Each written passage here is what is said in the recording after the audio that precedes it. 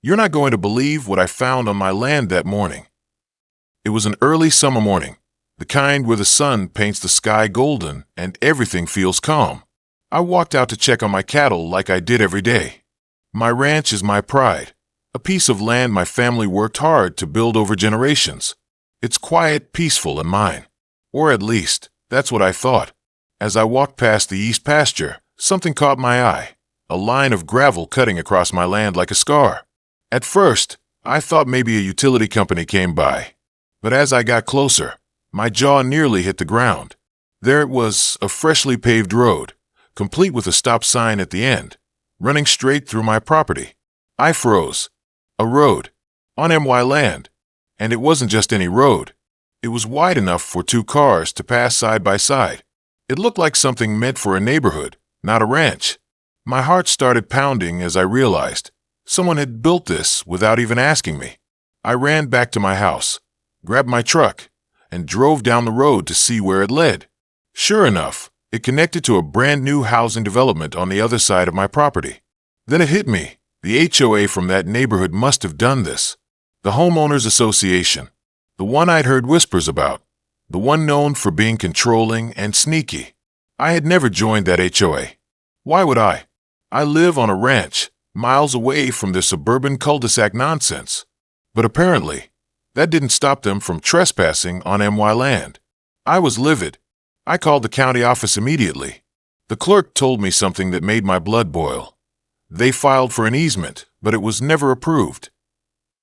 So not only did they not own the land, they didn't even have legal permission. At that moment, I knew one thing. This wasn't just a mistake. This was a fight. Cliffhanger for next section. But little did I know this was only the beginning. Things were about to get nasty. Is not finished yet. When I saw their president's smug face, I knew this wouldn't end quietly. The next day, I drove over to the development. I needed answers. I walked straight up to the HOA office, and there she was, Karen, the HOA president, with her pearl necklace and fake smile that could cut glass. "Can I help you?" she said, like she was doing me a favor. "Yeah," I said, barely holding back my anger. "You built a road through my property. Care to explain that?" Her smile didn't even flicker. "Oh, that road? It's for community access. Perfectly legal." "Legal?" I practically shouted. "It's on my land." She shrugged, like it was no big deal. "We assumed you wouldn't mind. It's for the greater good." Assumed I wouldn't mind. They took my land and paved a road without asking.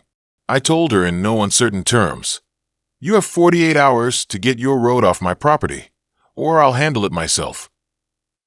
Karen just smirked and said, "Good luck with that."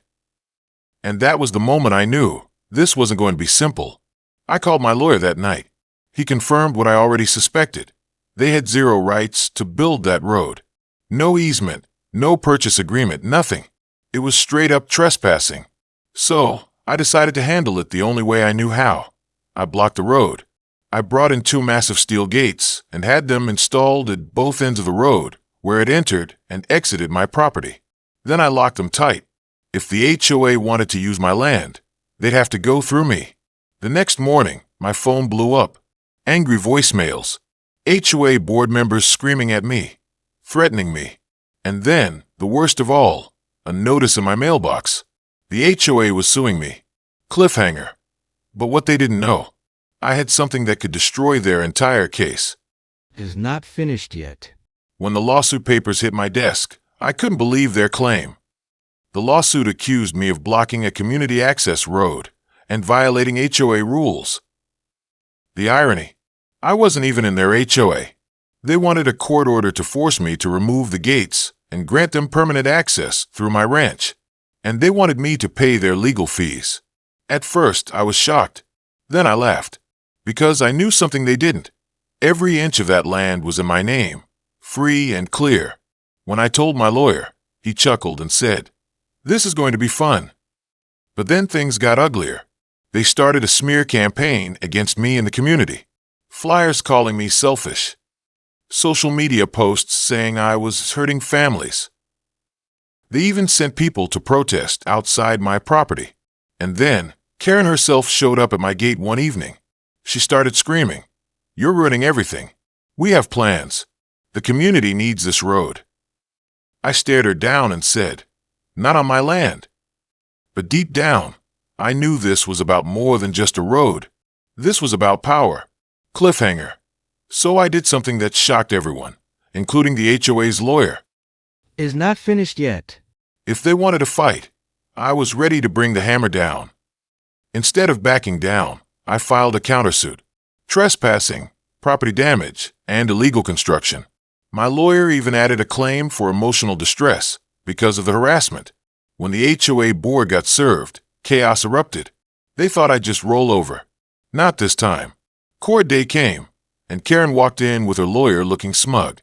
But when my lawyer showed the judge the satellite photos of my land before the road, and the permits proving they never had approval, the judge's face turned cold. Then my lawyer dropped the bomb.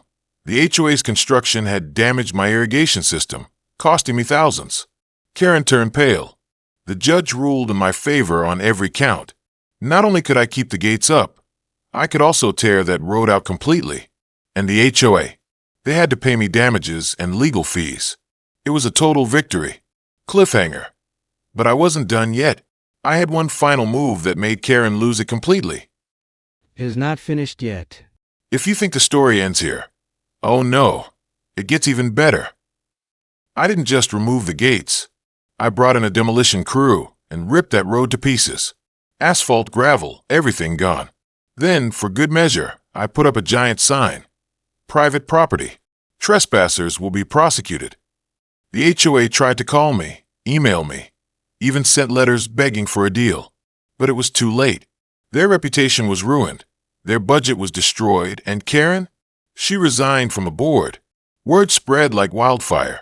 Other ranchers and homeowners started standing up to the HOA. Turns out, I wasn't the only one they tried to push around. And as for me, I sit on my porch every evening, watching the sunset over my land, with zero HOA drama. Because sometimes, the only way to deal with people like that is to fight fire with fire. Is not finished yet.